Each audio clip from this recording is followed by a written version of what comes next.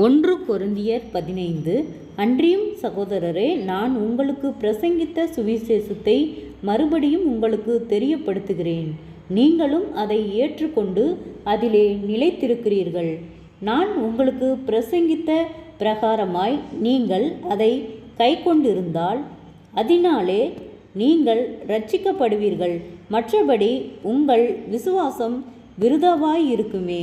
நான் அடைந்ததும் உங்களுக்கு பிரதானமாக ஒப்புவித்ததும் என்னவென்றால், கிறிஸ்துவானவர் வேத வாக்கியங்களின்படி நமது பாவங்களுக்காக மரித்து அடக்கம் பண்ணப்பட்டு வேத வாக்கியங்களின்படி 3ஆம் நாளில் உயிர்த்தெழுந்து கேபாவுக்கும் பின்பு 12 தரிசனமானார்.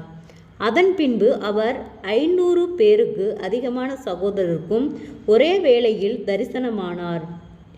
அவர்களில் அநேகர் இந்நாள் வரைக்கும் இருக்கிறார்கள். சிலர் மாத்திரம் நித்திரையடைந்தார்கள். பின்பு யாக்கோபுக்கும் அதன் பின்பு அப்போஸ்தலர் எல்லாருக்கும் தரிசனமானார். எல்லாருக்கும் பின்பு அகால பிறவி போன்ற எனக்கும் தரிசனமானார். நான் அப்போஸ்தலர் எல்லாரிலும் சிறியவனாயிருக்கிறேன். தேவனுடைய சபையை துன்பப்படுத்துகிறதினாலே நான் அப்போஸ்தலன் என்று பேர் பெறுவதற்கும் பாத்திரன் அல்ல. ஆகிலும் நான் இருக்கிறது தேவ கிருபையினாலே இருக்கிறேன். அவர் எனக்கு அருளின கிருபை விருதாவாயிருக்கவில்லை. அவர்கள் எல்லாரிலும் நான் அதிகமாய் பிரயாசப்பட்டேன். ஆகிலும் நான் அல்ல, என்னுடனே இருக்கிற தேவ கிருபையே அப்படி செய்தது. ஆகையால் நான் ஆகிலும் அவர்களாகிலும் இப்படியே பிரசங்கித்து வருகிறோம். நீங்களும் இப்படியே விசுவாசித்திருக்கிறீர்கள். கிறிஸ்து மரித்தோரிலிருந்து எழுந்தார் என்று பிரசங்கிக்கப்பட்டிருக்க, மரித்தோரின் உயிர்த்தெழவில்லை என்று உங்களில் சிலர் எப்படி சொல்லலாம்? மரித்தோரின் உயிர்த்தெழுதல் இல்லாவிட்டால் கிறிஸ்துவும் எழுந்திருக்கவில்லையே. கிறிஸ்து எழுந்திருக்கவில்லை என்றால் எங்கள் பிரசங்கமும் விருதா, உங்கள் விசுவாசமும் விருதா. மரித்தோர் உயிர்த்தெழாவிட்டால் தேவன் எழுப்பாத கிறிஸ்துவை அவர் எழுப்பினார் என்று நாங்கள் தேவனை குறித்து சாட்சி சொன்னதினாலே தேவனுக்காக பொய் சாட்சி சொல்லுகிறவர்களாகவும் காணப்படுவோமே. மரித்தோர் உயிர்த்தெழாவிட்டால் கிறிஸ்துவும் எழுந்திருக்கவில்லை.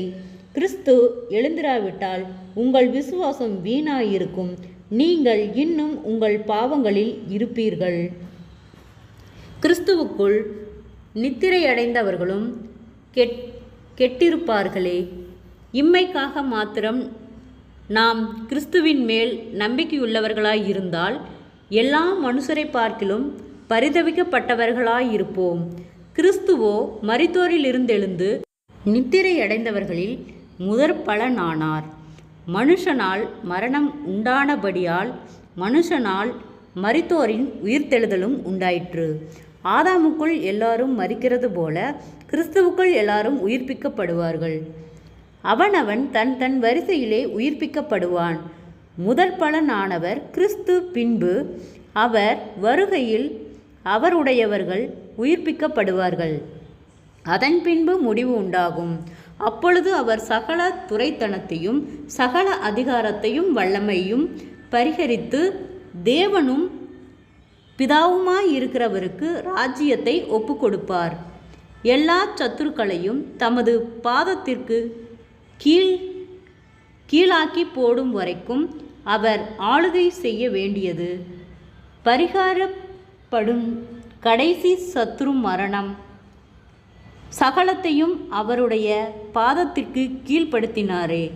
ஆகிலும் சகலமும் அவருக்கு கீழ்ப்பட்டதென்று சொல்லியிருக்கும்போது சகலத்தையும் அவருக்கு கீழ்ப்படுத்தினவர் கீழ்ப்படுத்தப்படவில்லை என்பது வெளியரங்கமாயிருக்கிறது. சகலமும் அவருக்கு கீழ்ப்பட்டிருக்கும்போது தேவனே சகலத்திலும் சகலமாயிருப்பதற்கு குமாரன் தாமும் தமக்கு சகலத்தையும் கீழ்ப்படுத்தினவருக்கு கீழ்ப்பட்டிருப்பார். மேலும் மரித்தோர் உயிர்த்தெழாவிட்டால் மரித்தவர்களுக்காக ஞானஸ்தானம் பெறுகிறவர்கள் என்ன செய்வார்கள்? மரித்தவர்களுக்காக ஏன் ஞானஸ்தானம் பெறுகிறார்கள்? நாங்களும் ஏன் எந்நேரமும் நாச மோசத்திற்கு ஏதுவாயிருக்கிறோம்.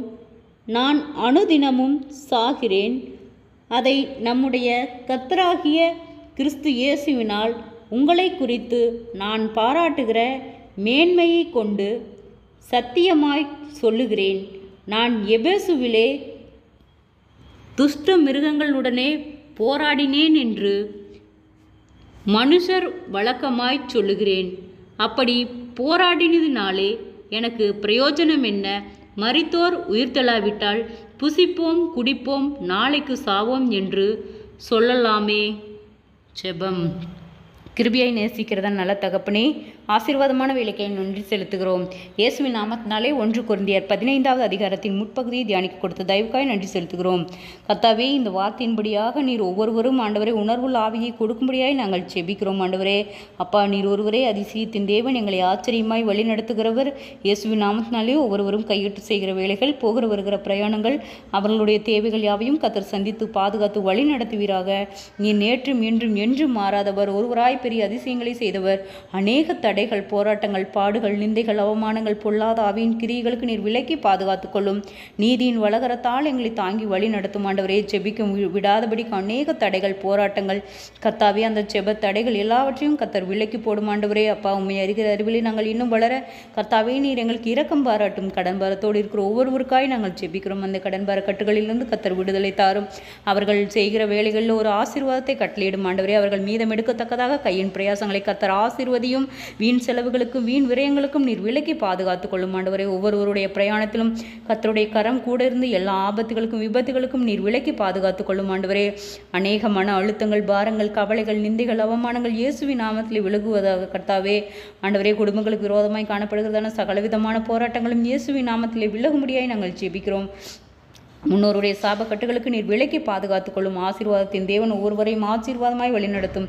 இம்மட்டும் வழிநடத்தின கர்த்தர் இனிமேலும் எங்களை வழிநடத்த போதுமானவராய் இருக்கிறது. குறைவுகள் எல்லாம் கிறிஸ்து இயேசுவுக்குள் மகிமையால் நிறைவாக்கப்படட்டும். அற்புதங்கள் காணட்டும். அதிசயமாய் வழிநடத்தட்டும். ஜீவனுள்ள சாட்சியாய் ஒவ்வொருவரும் எழுப்பி பிரகாசிக்க கர்த்தாவே நீரே ஆளுகை செய்யும் பொறுப்பெடுத்துக் கொள்ளும். இயேசுவின் மூலம் ஜெபங்களும் பிதாவே, ஆமேன்.